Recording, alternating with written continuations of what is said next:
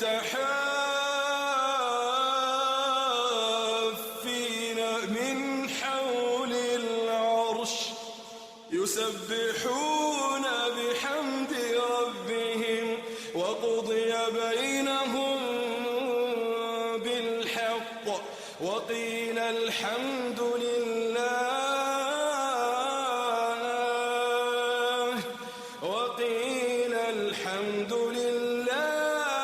رب العالمين. یہ رحمت ازداں ہے رمضان کا مہینہ، یہ دولت ایماں ہے رمضان کا مہینہ، اللہ کی رحمت کا مہینہ، اللہ کی برکت کا مہینہ اور مغفرت کا مہینہ، اللہ کے کرم اور احسان کا مہینہ۔ رمضان اسلام کا ایک مقدس مہینہ ہے۔ اس مہینے میں کہا جاتا ہے کہ عبادت کے ثواب کئی گنا بڑھا دیے جاتے ہیں، اور مختلف رمضان کے بارے میں بہت سی چیزیں ایسی ہیں جو ہم عام طور پر نہیں جان پاتے۔ تو آئیے ہم رمضان کے اہمیت، افادیت، اس کی برکت، تمام مسائل پہ بات کرنے جا رہے ہیں جناب حضرت مولانا محب اللہ قاسمی صاحب سے، اور ان سے جاننا چاہیں گے کہ مولانا یہ جو یوں تو پوری کائنات اللہ نے بنائی ہے اور ہر مخلوق اللہ کی بنائی ہوئی ہے، ہر دن، ہر ماہ، ہر سال اللہ کے بنائے ہوئے ہیں، لیکن رمضان کا جو مہینہ ہے، جو عربی میں صوم بھی کہتے ہیں، جسے روزے کو صوم کہتے ہیں، وہ رمضان کا مہینہ جس میں روزہ رکھا جاتا ہے، اس مہینے کو اتنی افضلیت کیوں حاصل ہے اور مہینے پر کیسے افضلیت حاصل ہے، اس کی کیا وجہ ہے؟ رمضان جسے اتنا مقدس اور بابرکت مہینہ کہا جاتا ہے، اور اس مہینے کی جو فضیلت اور برکتیں بیان کی جاتی ہیں کہ یہ رحمت اور مغفرت کا مہینہ ہے، برکت کا مہینہ ہے، عبادات و اطاعت کا مہینہ ہے، تربیت کا مہینہ ہے، تو ان تمام کے پیچھے اگر ہم غور کریں تو اس کا جواب جو آپ نے ابھی سوال کیا کہ اس کی فضیلت کیوں ہے، تو اس کا جواب ملتا ہے ہمیں قرآن پاک سے، اس آیت سے جس میں یہ کھول کر واضح طور پر بتایا گیا کہ رمضان شہر رمضان انزل فیہ القرآن ھدی للناس، کہ رمضان وہ مبارک مہینہ ہے، وہ مقدس مہینہ ہے جس میں قرآن کریم کا نزول ہوا، جو تمام انسانیت کے لیے سراپا ہدایت ہے۔ اب ایک ایسی کتاب کا نزول ہوا جو تمام انسانیت کے لیے سراپا ہدایت ہے، اس کی فلاح و نجات کا ضامن ہے، اسے دنیا میں جینے کا طریقہ سکھاتا ہے، اسے اللہ کے قریب بناتا ہے، اللہ کے مخلوق کے ساتھ کیا رویہ اختیار کرنا چاہیے وہ سکھاتا ہے، دنیا میں اس کے جینے کا کیا سلیقہ ہونا چاہیے وہ بتاتا ہے۔ یہ ساری چیزیں، یہ ساری ہدایات ہمیں قرآن پاک سے ملتی ہے۔ اس قرآن پاک کا نزول اس مقدس مہینے میں ہوا ہے، تو اس سے پتہ یہ چلتا ہے کہ اللہ تبارک و تعالیٰ نے اس مبارک مہینے میں اس قرآن کو نازل کر کے تمام انسانیت پر ایک خاص مہربانی کی ہے، اور اسی کے نتیجے میں اس مبارک مہینے کو اتنا مقدس اور بابرکت مہینہ بنا دیا گیا۔ چنانچہ خود اسی آیت کے تحت یہ ہے کہ رمضان کے روزے کو اللہ تعالیٰ نے فرض کیا۔ کیوں کیا؟ کیونکہ اللہ تعالیٰ نے اس مبارک مہینے میں قرآن کو نازل کیا تاکہ انسان فلاح و بہبود حاصل کر سکے، کامیابی و کامرانی حاصل کر سکے، تو اس کے لیے یہ شکرانے کے طور پر یہ کہا گیا کہ فَمَنْ شَهِدَ مِنْكُمُ الشَّهْرَ فَلْيَصُمْهُ، کہ جو شخص اس مہینے کو پائے تو وہ اس مہینے کے روزے رکھے۔ تو گویا روزہ رکھنا بھی یہ اس مہینے کے اندر اسی قرآن کریم کے نزول کی وجہ سے ہے کہ اتنی عظیم کتاب جو نازل ہوئی ہے اس کے شکرانے کے طور پر اس پورے مہینے کے روزے رکھے جائیں۔ اب یہ سوال کہ اس مبارک مہینے کو اتنا فضیلت کا حامل، اتنا بابرکت اور مقدس بنانے کا مقصد کیا ہے؟ ٹھیک ہے، قرآن عظیم جیسی کتاب، قرآن مقدس کا نزول اس مہینے میں ہوا ہے تو یہ ایک اہمیت کا حامل ہے، لیکن یہ اس پورے مہینے کو اتنا اہم کیوں بنایا گیا؟ تو اس کا بھی جواب بہت آسان ہے کہ اللہ تبارک و تعالیٰ اپنے بندوں پر خاص مہربانی کرنا چاہتا ہے۔ وہ چاہتا ہے کہ وہ کون کون سے کام کرے، کن کن باتوں کو اختیار کرے، اور کون کون سے کام ایسے ہیں جس سے وہ بچے، جس سے وہ اللہ تعالیٰ کے قریب ہو سکے اور دنیا اور آخرت میں دونوں جگہ وہ کامیابی حاصل کر سکے۔ تو اس پورے مہینے میں انسان کو یہ تربیت دی جاتی ہے، اسے بتایا جاتا ہے کہ ہمیں کون سا کام کرنا ہے، کون سا کام نہیں کرنا ہے۔ مثال کے طور پر روزے کی، خود روزے کو ہم دیکھیں تو روزے میں اللہ تبارک و تعالیٰ ان چیزوں کو کرنے سے منع کر دیتا ہے جو بظاہر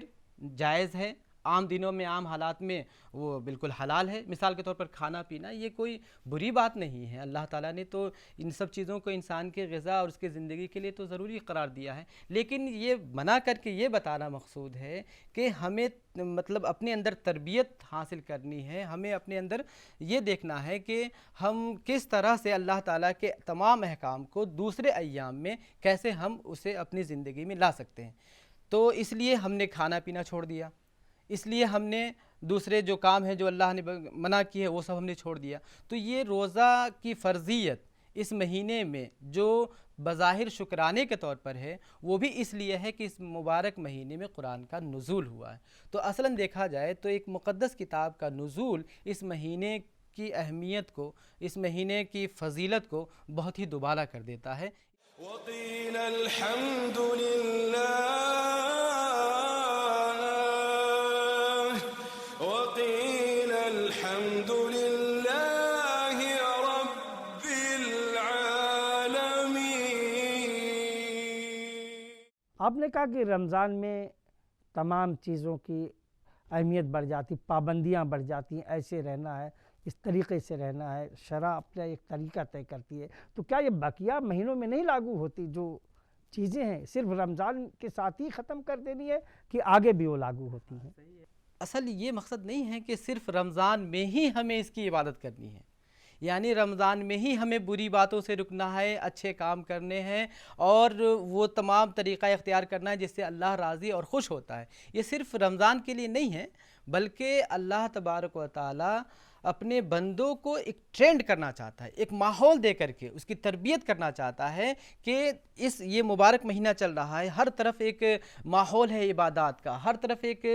چلن ہے کہ ہر بندہ مثلا قرآن کی تلاوت میں لگا ہوا ہے، بندہ نوافل اذکار میں لگا ہوا ہے، بندہ ایک دوسرے کی خدمت میں لگا ہوا ہے، خدمت خلق کا کام کر رہا ہے۔ تو یہ سارا کام وہ رمضان کے مبارک مہینے میں اس لیے کر رہا ہے کہ اس کے اندر اس بات کی تربیت ہو جائے۔ مثال کے طور پر ایک انسان کو تربیت دینے کے لیے ایک کورس ہوتا ہے نا،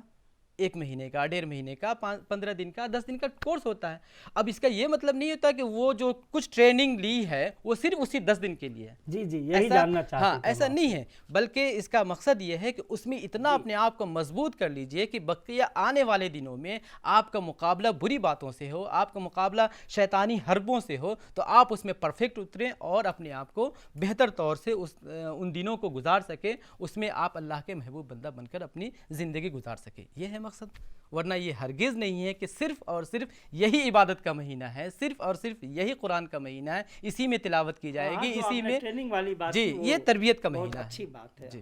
وقيل الحمد لله وقيل الحمد لله رب العالمين۔ رمضان کی تمام اہمیت ہے، الگ الگ طریقے سے مذہبی اہمیت ہے اور صحت کے اعتبار سے بھی اہمیت ہے، لیکن رمضان کی سماجی اہمیت کیا ہے؟ ہم اس پہ آپ کے خیالات جاننا چاہیں گے حضرت۔ خود ہم رمضان کی جو اہم عبادت ہے یعنی روزہ، اس پر ہم غور کریں تو اس کا جواب ہمیں وہی مل جاتا ہے کہ سماجی اس کی کیا حیثیت ہے اس رمضان کے پورے مہینے کی۔ اللہ کے رسول صلی اللہ علیہ وسلم نے اس مہینے کو شہر المواسات کہا، غمخواری کا مہینہ۔ اب ہم دیکھیں روزہ خود انسان کو اس بات کی تربیت دیتا ہے، اس کی ٹریننگ دیتا ہے کہ وہ کیسے وہ تمام انسانوں کے غم کو اپنا غم سمجھے، تمام انسانوں کے مسائل کو وہ اپنا مسئلہ سمجھے، تمام انسانوں کے دکھ درد تکلیف کو وہ اپنی تکلیف، اپنا ایک درد محسوس کرے۔ یہ سمجھانے کے لیے روزے کو فرض کیا، وہ بھی طلوع فجر سے غروب آفتاب تک۔ یعنی آپ کچھ نہ کھا سکتے ہیں نہ پی سکتے ہیں۔ اب دیکھیے کھانے پینے جیسی چیز یہ کس مطلب کون سا آدمی ہے جس کے گھر میں کھانے پینے کی چیز نہیں ہے؟ ہر ایک کے گھر میں ہے، بلکہ بڑا سے بڑا مالدار ہے جس کے گھر میں تو پتہ نہیں مختلف اقسام کی ساری چیزیں موجود ہوتی ہیں، الگ الگ طرح کی ورائٹیز ہوتی ہے کھانے پینے کی، اور اس کے سامنے موجود ہوتا ہے، لیکن اس کی ہمت نہیں ہے کہ اس کو اٹھا کر منہ میں ڈال لے۔ کیوں؟ کیونکہ اللہ تعالیٰ نے اسے منع کیا ہے، وہ احساس دلانے کے لیے کہ تم صبح سے لے کر شام تک بھوکے رہتے ہو، تمہاری بے چینی، تمہاری کیفیت ایک عجیب سی ہوتی ہے۔ تم ذرا غور کرو کہ وہ لوگ جن کو کھانا ہی نہیں ملتا، مطلب یہ ایک مہینے کی بات ہے، بہت سارے لوگ ہیں جن کو مہینوں کھانا نہیں ملتا، انہیں روٹی نہیں ملتی، انہیں اچھا سا پینے کا پانی نہیں ملتا، پھر بھی وہ زندگی جی رہا ہے۔ کیسے جی رہا ہے؟ کس قسم پرسی میں، کس مصیبت میں ہے؟ تو وہ ٹریننگ اس بات کی دی جا رہی ہے کہ سماج میں ہر ایک کے درد کو محسوس کیا جائے، ہر ایک کے مسائل کو اپنا مسئلہ سمجھا جائے، اور اس کے دور کرنے کی جو صورتیں ہو سکتی ہیں اس کی کوشش کی جائے، اور اسے کسی طرح اس حد تک لایا جائے کہ جہاں تک ممکن ہو اس کا مسئلہ حل کر دیں۔ اب جیسے غمخواری کا مہینہ ہے، اب انسان جب بھوکے رہے گا تو اسے احساس ہوگا نا کہ انسان کیسے بھوکا رہتا ہے، تو لازماً اس کے لیے کوشش کرے گا، اسے دے گا، اس کے گھر جائے گا اور اسے پوچھے گا کہ بھائی آپ کی کیا ضرورت ہے، اب میں آپ کی کیا مدد کر سکتا ہوں، اور اس طرح سے ایک معاشرہ جو ہوگا وہ پرسکون ہوگا، پرامن ہوگا، ایک دوسرے کا خیال رکھنے والا ہوگا۔ تو اس جذبے کو فروغ دینے کے لیے یہ روزہ، اگر ہم غور کریں اس پورے مہینے کے روزے پر، تو ہمیں معلوم ہوتا ہے کہ یہ سماج کے اندر اس ہمدردی، اس غمخواری کو فروغ دینا چاہتا ہے، جس سے معاشرہ اور سماج ڈیولپ کرے، بڑھے، ترقی کرے، اور اس کے حالات اچھے ہوں، اور ہر ایک انسان، چونکہ سب آدم کی اولاد ہے، تو ہر ایک کا رشتہ اسی طرح مضبوط ہو سکے۔ اس کے لیے اس خود روزے پر ہم غور کریں تو ہمیں اس کا جواب مل جاتا ہے کہ یہ سماج کے اندر رواداری، محبت، غمخواری یہ چاہتا ہے کہ یہ کسی طرح اس کا فروغ ہو، وہ ہمیں روزے سے مل جاتا ہے۔ اور اس پورے مہینے میں اگر ہم دیکھیں تو ایک ماحول ہوتا ہے، ہر آدمی ایک دوسرے کی ضرورت کے لیے آگے بڑھ رہا ہوتا ہے، کسی کو افطار کراتا ہے۔ مثلا اگر کوئی شخص روزے سے ہے اور اس کے پاس صلاحیت اور سکت نہیں ہے کہ وہ افطار کرے، تو رسول اللہ صلی اللہ علیہ وسلم نے ارشاد فرمایا من فطر صائما، کہ جس نے کسی روزے دار کو اس کا روزہ افطار کرایا تو اسے بھی اس کا اتنی ہی اجر ملے گا جتنا ایک روزہ رکھنے والے کو اجر ملتا ہے۔ اب دیکھیے معاشرے میں اس سے کیا یہ اس کا اثر پڑے گا کہ ہر آدمی اس کا خیال رکھے گا کہ بھائی ہمارے بازو والا پڑوسی بھوکا تو نہیں ہے، اس کے گھر میں چولہا جلا تو نہیں ہے، اس کے گھر کی ضرورت کی چیزیں ہیں یا نہیں، تو وہ اس کی طرف بڑھے گا۔ تو ایک ماحول ڈیولپ ہو جاتا ہے، ایک ماحول اس طرح سے بڑھ جاتا ہے کہ لگتا ہے کہ ہاں یہ سماج کے اندر رواداری کو فروغ دینا چاہ رہا ہے، غمخواری کو فروغ دینا چاہ رہا ہے، اور وہ روزہ ہمیں اسی بات کی ٹریننگ دیتا ہے۔ اس طرح سے ہم کہہ سکتے ہیں کہ ہمارے معاشرے کے اندر وہ جو بھائی چارہ ہے، وہ جو محبت اور امن کی بات ہے، وہ اس کو پوری طرح سے اس کو لاگو کرنے کے لیے، اسے انسانی زندگی میں نافذ کرنے کے لیے کہ آپ ایک مہینے تک اسی انداز سے رہ رہے ہیں، تو بقیہ دنوں میں جو لوگ رہ رہے ہیں سماج میں اس طرح کا کوئی ماحول نہ ہو کہ نفرت کو فروغ ملے، بلکہ غمخواری کا ماحول پیدا ہو اور ایک دوسرے کے مسائل کو حل کرنے کے لیے آگے بڑھے۔ تو اس طرح سے سماج ایک بہتری کی طرف بڑھے گا، اور وہ ہمیں روزہ اس کی اچھی تربیت دیتا ہے۔ وقيل الحمد لله وقيل الحمد لله رب العالمين۔ مولانا ایک سوال آپ جو بات کر رہے تھے رمضان پہ، اسی سے ذہن میں ابھر کے آیا ہے کہ جیسے پورے سال 11 مہینے انسان ہمیشہ کھاتا پیتا، اس کی ایک روٹین ہوتی ہے، اگر روزہ رکھ کے وہ غلطی سے نہ جانکاری میں اس نے کچھ کھا لیا تو کیا اس کا روزہ محفوظ رہتا ہے کہ ٹوٹ جاتا؟ اور دوسرا اسی سے ایک سوال اور ہے، وہ تمام چیزیں جو چھوٹی چھوٹی ہیں جو لوگ سمجھنا چاہتے ہیں کہ کوئی کہتا ہے انجیکشن لگنے سے روزہ ٹوٹ جاتا ہے، خون نکلنے سے، وہ کون سی ایسی چھوٹی موٹی چیزیں ہیں کہ جو مطلب غلطی نہیں کرے، انجانے میں جو غلطی ہو جائے اس سے روزہ چلا جاتا ہے؟ اس پہ ہم جاننا چاہیں گے۔ آپ کا سوال کہ اگر کسی نے جان بوجھ کر نہیں، بس انجانے میں بھول سے، کیونکہ روزہ تو وہ پورے سال تو انسان رکھتا نہیں ہے، ہر روز رکھتا نہیں ہے، ایک خاص مہینہ رمضان کے مقدس مہینے میں انسان روزہ رکھتا ہے، تو ایسی غلطی کا ہو جانا یہ بھی فطری ہے، ایسا نہیں ہے کہ یہ ایک ایسے ہی ہو گیا، بلکہ ایک نارملی ایسا ہو سکتا ہے، ممکن ہے کہ انسان روزے سے تھا اور اس نے کھانا کھا لیا، انسان روزے سے تھا اور اس نے 2-4 گلاس پی لیا، چاہے ایک قطرہ ہی پی لیا، بس اس نے انجانے میں ایسا کر لیا۔ تو اسلام کا ایک بہت ہی اصول واضح ہے کہ غلطی سے اس طرح کی چیزیں ہوں تو اللہ تبارک و تعالیٰ اس کو معاف کر دیتا ہے، آمین۔ اللہ تعالیٰ اس کا مواخذہ نہیں کرتا۔ اب جیسے روزہ ہی ہے، روزے میں وہ تو جان نہیں رہا تھا نا کہ میں روزے سے ہوں، وہ معمول کے مطابق اس کے سامنے وہ پیاس کی شدت تھی، اس کے سامنے ایک گلاس پانی کا دکھا اور وہ پی لیا، اور پینے کے بعد جیسے ہی احساس ہوا کہ ارے ہمارا روزہ تھا، اب وہ واپس تو نہیں کر سکتا نا۔ تو یہ کہ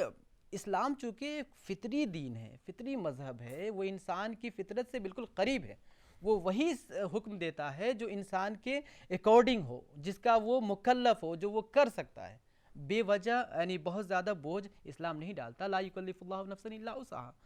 تو یہ جو اس نے پانی پی لیا یا کھانا کھا لیا، وہ بھوک وہ کی شدت سے یا یوں ہی یاد نہ ہونے کی وجہ سے، یہ سارا کام اس کی انجانے میں ہوا، جان بوجھ کر اس نے نہیں کیا،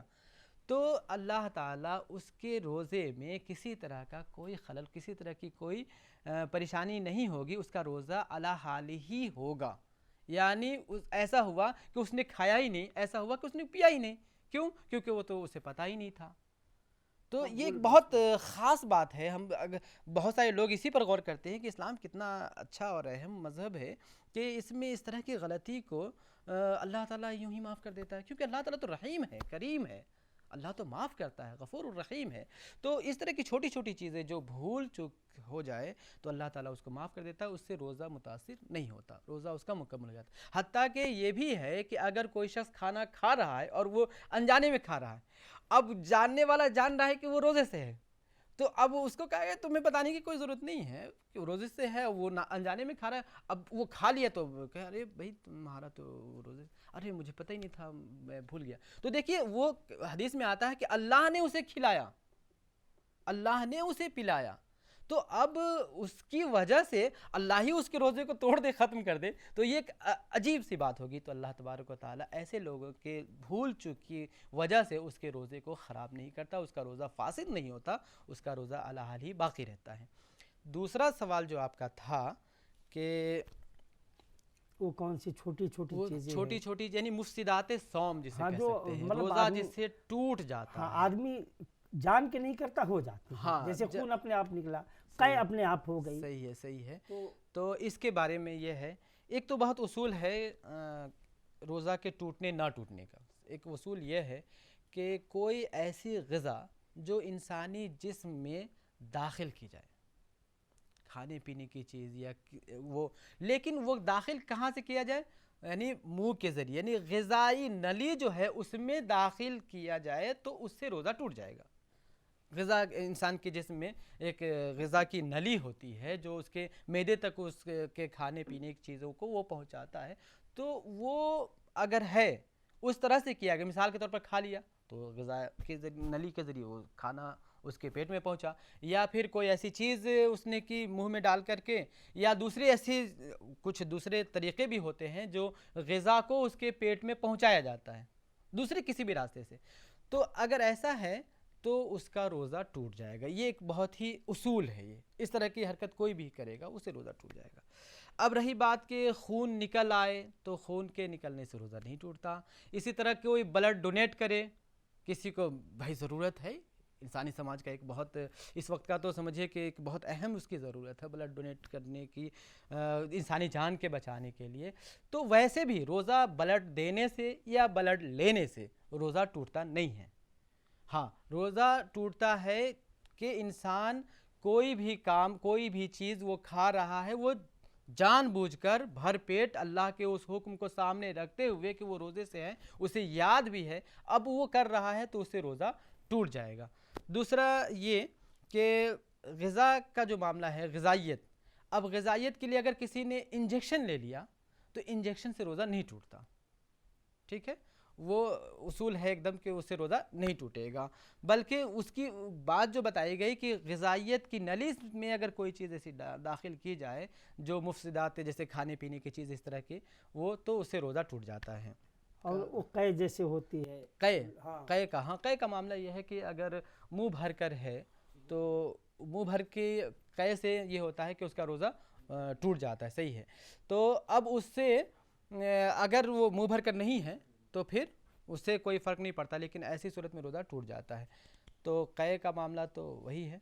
اور دوسرا سرما لگانا ہے یا پھر کچھ ایسے کان میں دوا ڈالنے کی بات ہے، تو ان سب چیزوں سے روزہ نہیں ٹوٹتا۔ لیکن ایک بات آتی ہے کہ جب سرما لگاتے ہیں تو وہ کہیں نہ کہیں اس کا لگتا ہے جیسے عرق حلق تک پہنچ جاتا ہے، آنکھ سے خاص طور سے، تو اس سے متاثر ہو، تو ایسی بات نہیں ہے، اس سے روزہ نہیں ٹوٹتا۔ ایک اور بات کہ مفسدات صوم میں ایک تو یہ ہے کہ یہ وہ چیز ہے جو آؤٹ سائڈر ہے، کوئی کھانے پینے کی چیز اس کو پیٹ میں داخل کرنا جان بوجھ کر یا اس طرح، تو جان بوجھ کر تو روزہ ٹوٹ جاتا ہے۔ لیکن ایک ایسی بھی بات ہے کہ وہ انسان کے ایٹیٹیوڈ، یعنی انسان کے رویے، اب رویے کی وجہ سے بھی، مثلا روزہ کا مقصد کیا ہے؟ انسان کے اندر اتنی اس کی ایسی تربیت ہو جائے کہ وہ اللہ تعالیٰ کا فرما بردار بندہ بن جائے، اور آنے والے وقت میں بھی وہ اللہ تعالیٰ کے حکم کے مطابق، اسلام کی تعلیمات کے مطابق وہ اپنی زندگی بسر کرے۔ یہ ہے روزے کا کہ پورے مہینے کی ٹریننگ کا مطلب۔ اب اگر کوئی شخص روزہ رکھتا ہے اور روزہ رکھتے ہوئے جھوٹ بولے، جھوٹی گواہی دے، غیبت کرے، چغلی کرے، حسد ہے، کینہ ہے، بغض ہے، عداوت ہے، یہ سارے وہ کام جو انسان کی بری خصلت، بری عادت اور بری بات ہے، اگر وہ یہ سب کام بھی کرتا ہے تو آپ نے سوال کیا کہ روزہ کیا ان سب چیزوں سے بھی ٹوٹ سکتا ہے؟ مثلا کہ روزے ٹوٹنے کی بات ہے تو کیا یہ تو بری باتیں ہیں، سب ساری چیزیں ہیں، تو اس سے بھی تو روزہ ٹوٹنا چاہیے، ورنہ وہ اس کے روزہ رکھنے کا فائدہ ہی کیا ہے جب وہ سارا کام وہی کر رہا ہے جو اللہ کی نافرمانی والا ہے، اور پھر ایک طرف سے وہ روزہ رکھ رہا ہے، صبح سے شام تک بھوکے پیاسے ہیں۔ تو اس کے لیے ایک جو حدیث ہے نا وہ ہمیں سامنے رکھنا چاہیے کہ من لم یدع ہے کہ جو شخص، اللہ کے رسول صلی اللہ علیہ وسلم نے فرمایا کہ جو شخص جھوٹی بات کو نہ چھوڑے، جھوٹی گواہی کو، اس پر عمل کو نہ چھوڑے، یا برے کام کو نہ چھوڑے، اللہ تعالیٰ کی عظمت و جلال اور اس کی شان و شوکت ہے اس کو سامنے رکھتے ہوئے اگر وہ ان سب چیزوں کو نہیں چھوڑتا، تو اللہ تعالیٰ خود یہ ہے فَلَا حَاجَةَ لِلَّهِ أَن يَدَعَ طَعَامَهُ وَشَرَابَهُ، تو اللہ تعالیٰ کو اس کے بھوکے پیاسے رہنے کی کوئی وجہ نہیں، کوئی بات نہیں، کوئی ضرورت ہی نہیں ہے کہ اللہ تعالیٰ ایک بندے کو، کیونکہ سب کو تو رزق اللہ دیتا ہے، خود کھلاتا پلاتا تو اللہ ہی ہے، تو ایسے آدمی کا بھوکا پیاسا رہنے کا کوئی مطلب نہیں جو اللہ تعالیٰ کی نافرمانی سے اپنے آپ کو نہیں بچاتا، بلکہ وہ ان گناہوں میں ملوث ہو جاتا ہے۔ تو اگر یہ دیکھا جائے کہ اس سے روزہ ٹوٹے گا یا نہیں، مثلا جھوٹ بولنے سے، تو روزہ تو واقعی نہیں ٹوٹے گا، یا کسی کی غیبت کرے، چغلی کرے، تو ٹھیک ہے روزہ نہیں ٹوٹے گا، لیکن اس روزے کا جو مقصد تھا وہ مقصد کہیں نہ کہیں فوت ہو چکا ہے، وہ مقصد حاصل نہیں ہوا۔ اس لیے ان سب چیزوں سے بھی اپنے آپ کو بچانا، جس طرح سے کھانے پینے سے اپنے آپ کو بچانا ہے، ایسے ہی ان سب چیزوں سے بھی بچانا ہے، ورنہ وہ سامنے رکھنا چاہیے۔ ایک بہت سخت بات ہے کہ اللہ تعالیٰ کو کوئی ضرورت نہیں ہے کہ بندہ بھوکے رہے، پیاسے رہے، شام تک ایسے ہی بھوکے پیاسے اپنا وقت لگائے، اپنا وقت گزارے، تو اللہ تعالیٰ کو اس کی کوئی ضرورت نہیں ہے۔ وقيل الحمد لله وقيل الحمد لله رب العالمين۔ ابھی آپ نے بتایا ہے کہ رمضان روزہ ان حالاتوں میں ٹوٹ جاتا ہے، ان میں نہیں ٹوٹتا ہے۔ جو سب سے بڑا سوال ہے کہ روزہ معاف کن حالات میں، جیسے بتایا جاتا کہ مسافر ہے تو اس کی شرط کیا ہے کہ کیسے وہ مسافر ہوگا، کیا گھر سے نکل کے بازار گیا مسافر ہوگا، کتنی دور گیا، مسافر کا روزہ بتایا جاتا کہ معاف تو نہیں، وہ قضا کر سکتا، بعد میں بھر سکتا۔ اور کون سے ایسے لوگ ہیں کہ جنہیں روزہ قضا کرنے کا اختیار اللہ نے دیا ہے، اور کن حالات میں روزہ معاف ہے، اور فدیہ کن حالاتوں میں روزے کا دیا جا سکتا ہے؟ روزے کے معاف ہونے کی بات یا اس کے قضا ہونے کی بات ہمیں خود قرآن پاک سے ہی ملتی ہے. ہم غور کریں تو قرآن کی اس آیت میں یہ کہا گیا ہے او مریض یعنی اولا سفرن، یعنی جو حالت سفر میں ہے، مسافر ہے، تو مسافر پر روزہ معاف ہے. اسی طرح دوسرا بتایا کہ وہ مریض یا بیمار ہے، تو بیمار ہونے کی صورت میں بھی روزہ معاف ہے، اس وقت تو معاف ہے لیکن روزے کی قضا کرنی ہوگی. یہ مسافر پہ بھی لاگو. ہاں یہ مسافر پر بھی ہے، روزہ اس کے وہ اس وقت تو نہیں رکھے گا، اس کی قضا بعد میں کرے گا. اب یہ سوال کہ روزہ کن حالات میں جو وہ توڑے گا اس کا مطلب اس کے لیے رکھنا مطلب اس کی قضا ہے تو وہ روزہ توڑ سکتا ہے رمضان کے مقدس مہینے میں، جبکہ اس کا روزہ ہی رکھنا بہت اہم تھا. تو دیکھیے میں نے پہلے ہی بتایا کہ اسلام کسی پر اس کی سکت سے زیادہ بوجھ نہیں ڈالنا چاہتا. مثال کے طور پر اللہ تعالیٰ اپنے بندے کے احوال سے واقف ہے، تو اگر بندہ بیمار ہے تو وہ روزہ کیسے رہ سکتا ہے؟ بیمار ہونے کی صورت میں تو انسان اتنا کمزور ہو جاتا ہے کہ وہ اپنے معمول کا کام ہی نہیں کر پاتا، اور روزہ جس میں بھوکے پیاسے رہنا ہے، انرجی اس کی ویسے ہی کم ہو جاتی ہے، تو اس کے لیے تو اور مشکل ہوگا. اس لیے اللہ تعالیٰ نے انسان پر رحم کرتے ہوئے اس کے لیے اس حالت میں کہ وہ سفر میں ہے تو روزہ اس کے لیے وہ چھوڑ سکتا ہے، اس کی قضا بعد میں کرے گا. اسی طرح مسافر ہے تو مسافر پر روزہ وہ کیوں چھوڑ سکتا ہے؟ تو سفر خود اپنے آپ میں ایک بہت مشکل کام ہے، سفر کرنا کوئی آسان کام نہیں ہوتا.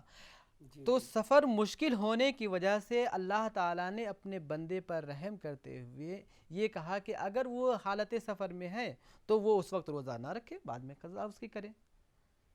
فَعِدَّةٌ مِّنْ أَيَّامٍ أُخَرَ، یعنی اسے بعد میں اس کی قضا کرنی ہے، اس وقت وہ روزہ نہیں رکھے گا. اب یہ سوال کہ کن حالات میں قضا ہے اور کن حالات میں قضا نہیں ہے. ایک ایسا بھی ہے جس میں انسان روزہ نہیں رکھتا ہے تو وہ مثلاً کہ وہ بہت زیادہ یہ نہیں ہے یعنی قضا بھی بعد میں نہیں کرے گا. ایک ایسا بھی وقت آتا ہے کہ وہ روزہ چھوڑ بھی دے گا اور بعد میں اس کی قضا بھی نہیں کرے گا. تو بعد میں قضا نہ کرنے والی جو بات ہے، وہ جو کنڈیشن ہے، وہ ان لوگوں کے لیے ہے کہ کوئی مسافر ایسا ہے